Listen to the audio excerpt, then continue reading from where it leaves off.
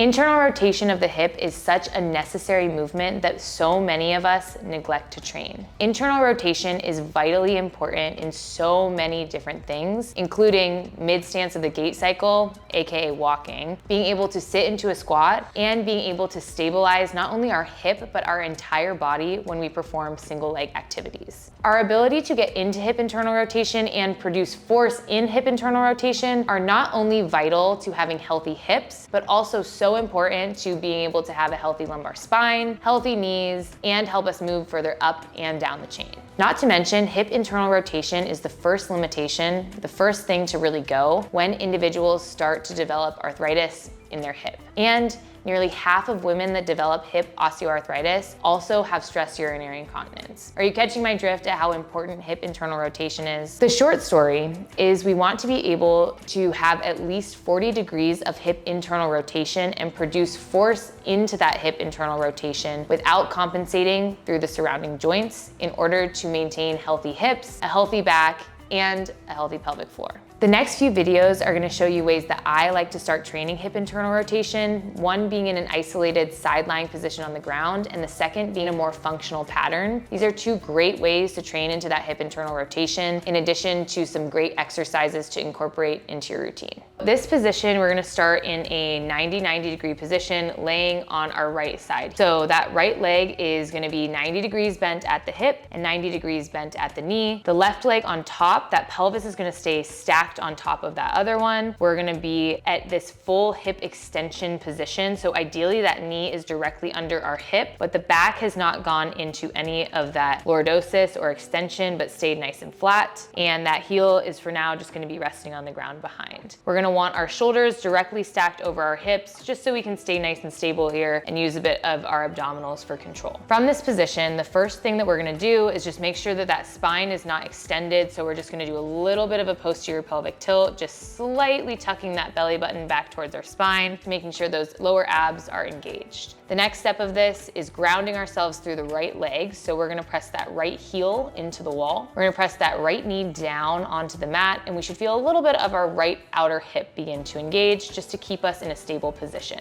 We're not gonna let this pelvis move too much, and we're gonna start to adduct our top leg by pushing this left knee into a bolster below it. It's not gonna move a lot, but we just want enough adduction to begin to feel this left inner thigh closer to that hip region than our knee. From this position, this knee is gonna stay where it is underneath this hip. We don't want it to go into any more flexion here. And we're gonna start to rotate this femur bone in this hip socket like it's rotating on a dowel by lifting up this heel. The higher we lift this heel up and get into more of this internal rotation, the more this inner thigh needs to adduct in order to keep the hip stable here. Once we've gotten to this top range of motion, we're gonna slowly let that heel start to come back down to about that parallel position. And before we lose sense of these things, we're gonna start to again dial that back up, pushing that knee down as we start to lift that heel. And we should start to feel a lot of this anterior glute med begin to work in addition to this inner thigh. Common faults that we can see in this position is this hip going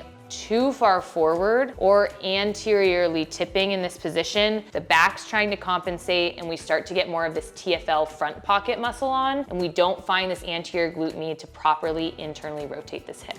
The exercise that we're gonna do next to work into more of this hip internal rotation is actually gonna be more of a static posture. We're gonna be building up resilience of those internal rotators in order to resist an external rotation force. In order to do this, we're gonna have a band that can be a cable machine or a band anchored to about hip level that we're gonna use to create some of this resistance. We're gonna start by going into a staggered stance. Our lead leg, our front leg, is gonna be on the same side that that band is anchored to in order to get the right line of pull in this position.